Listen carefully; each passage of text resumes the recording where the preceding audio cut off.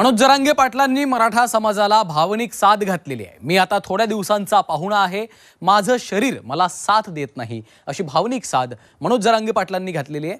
नाशिकच्या येवल्यात जरांगे पाटलांनी सभा घेऊन मराठा समाजाला भावनिक आवाहन केलेलं आहे। पाहूयात त्या संदर्भातला हा एक खास रिपोर्ट। मी थोड्या दिवसाचा पाहुणा आहे तुमचा, माझं शरीर मला साथ देत नाही। मनोज जरांगे पाटलांनी मराठा समाजाला भावनिक साथ घातली आहे। मी आता थोड्या दिवसांचा पाहुणा आहे, माझं शरीर मला साथ देत नाही, असं मोठं विधान मनोज जरांगे पाटलांनी केलंय। माझी प्रकृती बरी नसून मला प्रचंड वेदना होत आहेत, अशी कबुली देखील जरांगे पाटलांनी दिली आहे। छगन भुजबळांचा बालेकिल्ला असलेल्या येवल्यात जरांगे पाटलांनी सभा घेतली।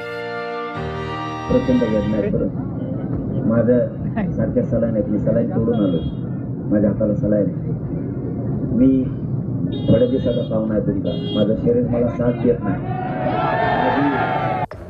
विधानसभा निवडणुकीतून जरांगे पाटलांनी माघार घेतली आणि निवडणूक लढवणार नसल्याचं जाहीर केलं। उमेदवार उभे करणार नाही, मात्र पाडणार, असा इशारा जरांगे पाटलांनी दिला। त्यानंतर पुन्हा जरांगे पाटलांचा दौरा सुरू झालाय। मराठा आरक्षणावरनं राज्यातलं वातावरण ढवळून काढणाऱ्या जरांगे पाटलांनी पुन्हा एकदा कंबर कसली आहे। त्यामुळे आता भावनिक साथ घालून जरांगे पाटील वातावरण फिरवणार का, हे पाहणं महत्त्वाचं आहे। लोकसभा निवडणुकीत जरांगे फॅक्टरचा मोठा फटका महायुतीला बसला होता। मराठवाड्यातील 8 पैकी केवळ 1 जागा मिळवण्यात महायुतीला यश आलं होतं। महायुती विरोधात जरांगे पाटलांनी रान पेटवलं आणि त्याचा प्रभाव लोकसभेला दिसला। आता विधानसभा निवडणुकीतही जरांगे पाटलांनी उमेदवार पाडण्याचा इशारा दिलाय। उपोषणाच्या माध्यमातून जरांगे पाटील आपला लढा देत आहेत। सातत्यानं उपोषण केल्यामुळे प्रकृती ढासळल्याचं जरांगेंनी म्हटलंय।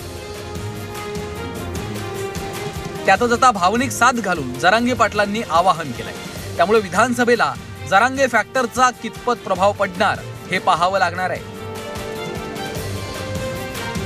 योगेश खरे, झी 24 तास, नाशिक।